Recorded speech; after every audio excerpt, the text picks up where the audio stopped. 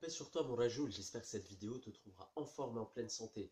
Aujourd'hui je voulais te faire une vidéo sur une thématique très intéressante qui est d'actualité, qui est c'est les méfaits de la position assise. La position assise, c'est une position, on va dire que l'homme adopte, en tout cas assis sur une chaise, hein, je te parle bien, ou assis sur ton canapé, je te parle pas d'assis par terre, d'accord, accroupi ou en tailleur ou autre. La position assise, c'est très récent en fait, parce que nos ancêtres avaient plus l'habitude de s'asseoir par terre, et on a encore dans certaines cultures, dans certains pays, ou dans certaines populations, eh ben, on prend nos repas assis par terre, euh, on prend un verre de thé assis par terre, ou une tisane, ou voilà, on n'a qu'à voir la cérémonie du thé par exemple au Japon, ou en Afrique du Nord, voilà, donc les personnes qui prennent le thé à la menthe sont assis par terre autour d'une petite table qui est vraiment proche du sol. Donc la position assise, donc telle qu'on la connaît actuellement, c'est-à-dire l'assise bureau, l'assise canapé, etc., c'est quelque chose de récent. Donc pourquoi est-ce qu'elle est délétère? Bah, elle est délétère dans le sens où notre dos n'est pas fait pour cette position assise. D'accord? À la base, on n'est pas fait pour ça. L'être humain, à la base, il est fait, enfin, il est constitué, enfin, au niveau de sa charpente, etc., plus pour soit rester debout en position horizontale ou verticale, soit être debout, soit être allongé. Donc on est assis vraiment de temps en temps. Sauf qu'aujourd'hui, la plupart du temps, on le passe non pas allongé en train de dormir, mais assis, d'accord? On est assis au bureau, on est assis dans la voiture, on est assis devant la télé, on est assis quand on discute avec nos amis, on est assis quand on aide nos enfants à faire leurs devoirs, on est assis dans le parc, on est assis sur notre vélo, on est assis sur l'appareil de gym lorsqu'on fait des tirages, on est tout le temps assis presque, d'accord? Ce qui se passe, c'est que le schéma en fait de la colonne vertébrale se trouve altéré justement par rapport à cette position assise, notamment au niveau des lombaires. D'accord? Ça, c'est la première chose. La seconde chose, c'est que donc au niveau de la charpente, donc comme je te disais, tu as un problème, ça va induire, on va dire, des, ça va induire, on va dire, des effets délétères sur la colonne vertébrale, sur le rachis vertébral, notamment au niveau des lombaires, et puis aussi au niveau des vertèbres thoraciques et au niveau des cervicales, forcément, puisque on va avoir un petit peu une position. Donc là, on va être un peu cambré comme ça lorsqu'on est assis, et en même temps, on va être voûté avec les épaules qui roulent comme ça vers l'avant, et la nuque qui remonte vers le haut comme ça pour pouvoir faire face à l'écran, pour pouvoir être capable de taper à l'ordinateur. D'accord?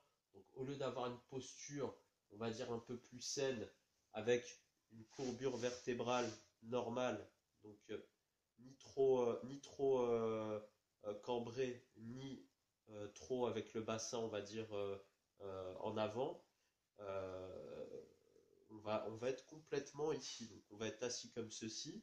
Et en même temps, on va avoir les épaules qui roulent vers l'avant, donc une espèce de syphose. La syphose, c'est lorsque tu as au niveau des vertèbres thoraciques, au niveau du haut du dos, une flexion exagérée du rachis. D'accord? Et puis derrière, une lordose cervicale exagérée. D'accord? Alors que normalement, tu as une légère lordose cervicale, ce qui est tout à fait normal. La colonne vertébrale n'est jamais droite, et elle ne sera jamais droite. C'est-à-dire quelqu'un qui dit ouais, je vais me redresser le dos. Non, ça n'existe pas un dos droit. On a des courbures. On a une légère lordose au niveau cervical, légère syphose au niveau thoracique et légère lordose au niveau lombaire. Et on vient terminer jusqu'aux vertèbres sacrées au coccyx, d'accord, qui vient justement épouser la forme des fesses ici, d'accord. Et normalement, le bassin est assez droit, d'accord. Quand on compare, là, quand tu prends ton t-shirt ici, tu compares l'os ici, la crête iliaque et l'arrière, moi, tu vois que j'ai un petit peu le bassin légèrement penché, d'accord. Donc là, j'ai une lordose un peu lombaire, hein. Donc là, on voit la différence assez nette. Logiquement, on a, tu vois, alors je vais mettre les deux index, tu vois. Là, je suis droit, je mets les deux index. Normalement, les deux index, aussi bien à l'arrière, donc le côté arrière du bassin et les crêtes iliaques devant, il ne doit pas avoir un gros écart. Moi, là, la vidéo, ça se voit pas trop, mais j'ai quasiment 2 centimètres, je pense, facile. Donc, ce qu'il faudrait, c'est trouver un moyen, justement, pour, tu vois, amoindrir cet écart, tu vois. C'est ce qu'on appelle la bascule pelvienne, d'accord? Où tu vois, en anglais, on appelle ça le pelvic tilt. C'est un syndrome qu'on a souvent. C'est des conséquences aussi de la position assise. Donc la position assise, voilà ce qu'elle entraîne au niveau structurel. Ensuite, au niveau musculaire, forcément, comme tu as des impacts structurels, tu auras des impacts musculaires. Le fait d'avoir les épaules qui roulent vers l'avant, on va avoir un raccourcissement des muscles pectoraux, d'accord? Une tonification, un raccourcissement des muscles pectoraux. Des épaules qui vont des têtes humérales, donc l'humérus, c'est le long os que tu as là, et la tête humérale va aller vers l'avant en fait. Elle va se retrouver vers l'avant et elle va faire monter l'omoplate. Donc ce mécanisme-là va faire qu'on va avoir une grosse faiblesse des muscles de la ceinture scapulaire au niveau du haut du dos. Donc la ceinture scapulaire, c'est tout autour, donc c'est la scapula, c'est l'omoplate, donc c'est toute la ceinture qui entoure ici les omoplates, donc tous ces muscles-là. Et on va avoir une grosse faiblesse et euh, une, là, on va avoir les muscles ici qui vont devenir très toniques. Et derrière, au contraire, ils vont devenir très faibles. D'accord? Très faibles. Donc, les muscles qui sont à l'arrière, c'est notamment le rhomboïde. Pardon, je suis un peu enrhumé. Le rhomboïde qui est entre l'omoplate et la colonne vertébrale. Et puis, le trapèze aussi qui va être faible. Le trapèze qui va jouer un rôle aussi au niveau comment dire, du port de tête. Donc là, quand on est comme ça, tac, attends, je teste. Euh, Oui, donc là, tu vas avoir, ouais, pour pouvoir revenir, effectivement, il faut qu'il y ait tous ces muscles-là, donc la portion haute du trapèze qui va venir s'insérer en bas ici du crâne, et puis tous les muscles qu'on a sur le côté du cou, le scalène, etc. Donc tout ça, ça va être spasmé, ça va être complètement, bizarrement, tu vois, le trapèze en hauteur, il va être spasmé aussi. Par contre, en bas, il va être super faible, d'accord? Il va laisser partir les omoplates vers le haut. Et puis, on a un muscle aussi ici qui s'appelle le serratus, qui va faire que les omoplates, non seulement elles vont monter, mais il se peut carrément qu'elles se décollent un petit peu, en fait. Tu vois, elles se décollent un petit peu. On le voit des fois, souvent, quand il y a des gars qui font beaucoup de musculation, qui se mettent à la musculation et qui font que du développé couché, développe, développe, développe, développe, gros pectoraux, gros triceps, biceps moyen quand même, parce qu'il y a quand même un travail, le biceps est quand même impacté à un moment donné, mais ils sont tellement faibles, de derrière que du coup ils ont les épaules comme ça en avant et ils ont les omoplates comme ça qui se décollent en fait. On le voit carrément, ça se voit sous le t-shirt en fait. Tu vois le gars de devant, tu le vois, tu dis c'est un monstre et de derrière, tu vois, il y a deux plaques comme ça qui se soulèvent. Donc qu'est-ce que ça va avoir comme conséquence? Ça, problématique d'épaule, d'accord? C'est pour ça que la plupart du gars la plupart des rajouts qui se mettent à la musculation très très dur, au départ, ils sont souvent des pathologies d'épaule parce qu'ils font beaucoup, beaucoup, beaucoup de chaînes de poussée et qui tirent pas énormément. Or, en termes de ratio, je ne sais plus si je t'en ai déjà parlé, mais il faut en général tirer 2 fois plus que tu pousses. D'accord? Ça, c'est la règle de base. Tirer 2 fois plus qu'on pousse. Pas en termes de charge, mais en termes de volume d'entraînement. D'accord? C'est une moyenne. Ça ne veut pas dire qu'il faut à chaque fois faire 2 séries pour une série. Mais sache qu'en tout cas, il faut toujours que tu tires plus que ce que tu pousses. Ok? Donc les impacts au niveau de la ceinture scapulaire. Ensuite, le fait d'être constamment comme ça. On va avoir aussi une tonification ici du biceps qui va devenir plus court. D'accord? On va avoir des petits biceps. Ça ne veut pas dire qu'on va avoir des gros biceps en étant assis en faisant rien. Mais on va avoir le biceps qui va se raccourcir et le triceps qui va se rallonger. Donc une déperdition de force au niveau du triceps. Moins de force au niveau de ce muscle-là qui est extrêmement important. Muscle répulseur pour pouvoir se pousser et se tenir sur les mains. Euh, une faiblesse totale au niveau des abdominaux, relâchement au niveau abdominal, donc, qui est contrecarré justement au niveau antagoniste par, je te montre, donc, lorsque tu es assis ici. Donc là, la plupart des gens ont un peu une lordose exagérée quand ils sont assis parce qu'ils essaient de se mettre droit, mais du coup ils ont les abdos qui se relâchent complètement. Il n'y a pas de travail au niveau abdominal. Le transverse, qui est le muscle qui fait que tu vas avoir un ventre plat et qui gaine complètement au niveau des abdominaux, qui est un muscle, on va dire, euh, un muscle, je cherche le terme, un muscle charnière, donc de passage entre les muscles des jambes et les muscles du haut du corps, qui va transmettre les forces, d'accord? Quand tu prends un ballon comme ça au rugby que tu viens de jeter, il y a forcément la pression que tu vas mettre dans le sol, mais il y a ce mouvement de rotation du tronc qui va être entraîné par les abdominaux, qui va transmettre la force que tu vas puiser dans le sol vers le haut du corps pour pouvoir projeter, d'accord?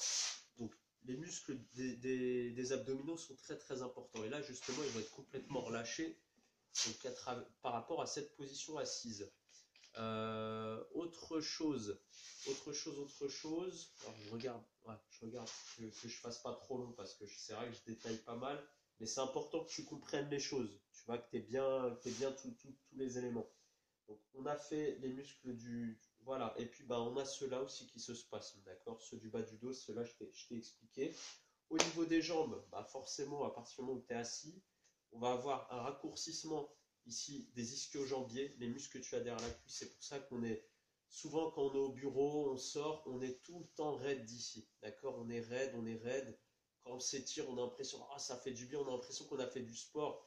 Mais en fait, c'est le fait d'avoir été complètement en flexion ici pendant plusieurs heures dans la journée, ça va entraîner un raidissement et un raccourcissement ici des ischio-jambiers. Contrairement ici, on va avoir une élongation et un relâchement, une inhibition carrément, puisqu'on ne les travaille même pas, des quadriceps. Alors que c'est des muscles qui sont très importants, qui permettent de nous tenir debout, de pousser dans le sol, pouvoir courir, sauter, etc. Pareil, en général, on a un raccourcissement des mollets au niveau donc au niveau des membres inférieurs. Donc quel est l'impact, on va dire, de tout ça? Bah, globalement, le problème, c'est que tu vas avoir... Ah oui, j'avais oublié au niveau organique, un truc qui est super important. Il y a certaines études récentes qui indiquent que le fait justement d'être souvent assis comme ça, en un peu syphosé, on a des respirations qui sont incomplètes, donc on a beaucoup moins d'oxygène apporté aux cellules que quelqu'un qui marche, qui s'oxygène, qui est dehors, etc. De deux, on va avoir aussi le fait d'être un peu comme ceci, qui n'est pas une position physiologiquement correcte, va mettre une pression sur les différents organes, d'accord? Donc au niveau de la digestion, on peut avoir peut-être de la stase digestive. Le cœur, on a vu aussi que il se peut qu'il y ait un manque d'espace, entre guillemets. Euh, voilà, donc ça, c'est les deux données aussi que je souhaitais te partager. Donc tout ça, c'est très très important. Donc tu vas me dire, waouh, c'est violent quand même ce que tu nous dis. Un pavé dans la mare, qu'est-ce qu'on fait pour les personnes qui doivent s'asseoir tous les jours? Bah, essaye tant bien que mal déjà d'avoir une position assise assez haute, d'accord? Donc ça veut dire que tu dois être un peu moins de 90 degrés, d'accord? Un peu plus, pardon, un peu plus de 80 degrés sur le bord de ta chaise. Voilà, en essayant d'être le plus neutre possible et toujours avoir à l'esprit que quelqu'un te tire ici, là, les cheveux vers le haut, d'accord? Donc ça, c'est la base, ok? Ici, vers le haut. Et au lieu d'être comme ceci, plutôt là, d'accord? Essaie d'avoir une courbure normale, d'accord? Pas exagérée, juste normale.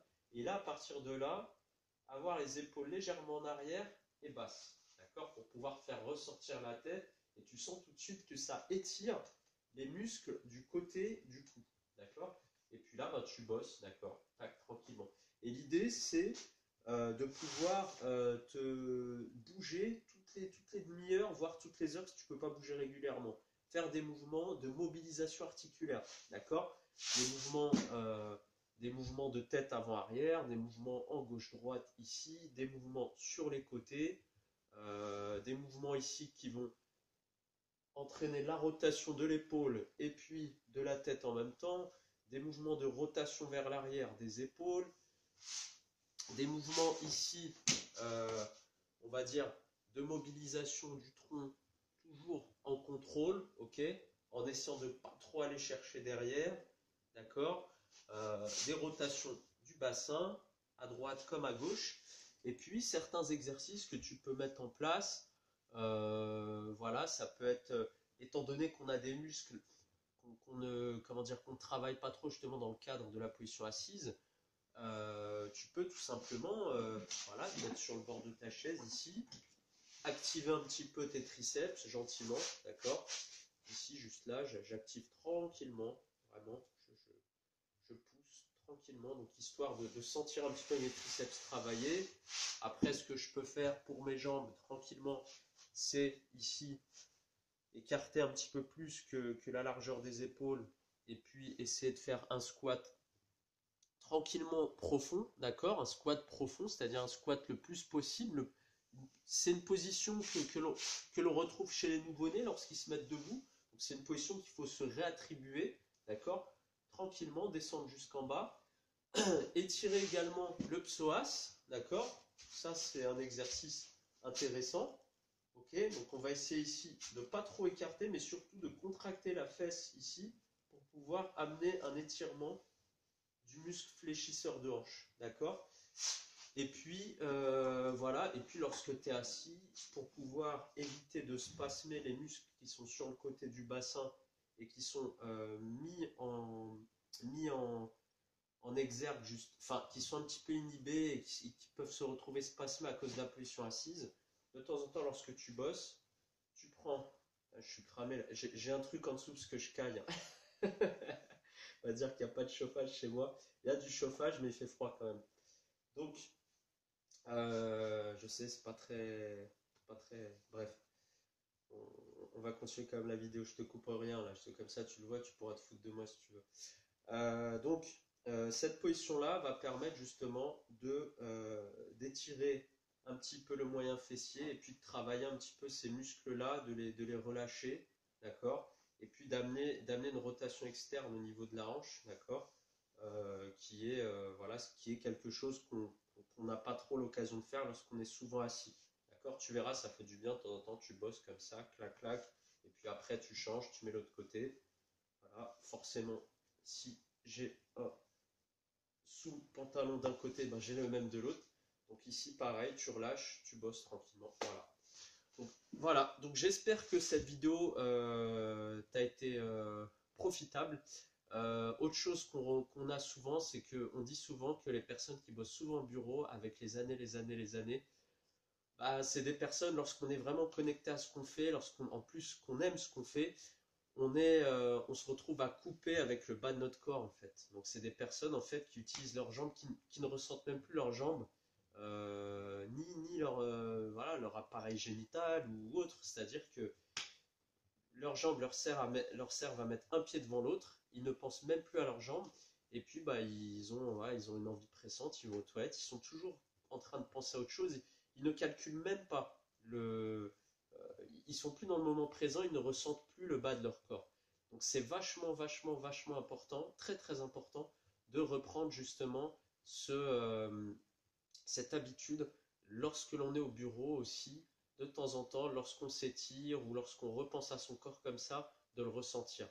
Mettez votre focus, mettez votre attention sur votre jambe droite, puis sur votre jambe gauche, puis sur tout le bassin et ses délicats organes, sur les organes du système digestif, etc., etc., sur les bras. Essayez de sentir votre corps petit à petit. Tout ça, c'est un petit peu des principes sophrologiques, mais ça peut aussi aider parce que tout vient aussi du système nerveux, et si on ne ressent pas les choses, on ne peut pas progresser. J'espère que cette vidéo t'a été profitable, mon Rajoul. Je te souhaite la santé. J'espère que pour ceux qui sont souvent assis, qui ont mal au dos, ils pourront trouver ici des petites clés. Et n'hésite pas à mettre tes commentaires en bas si tu souhaites que je te fasse une vidéo sur des exercices qui peuvent aider à lutter contre les méfaits de la position assise. Bonne journée à toi. Ciao.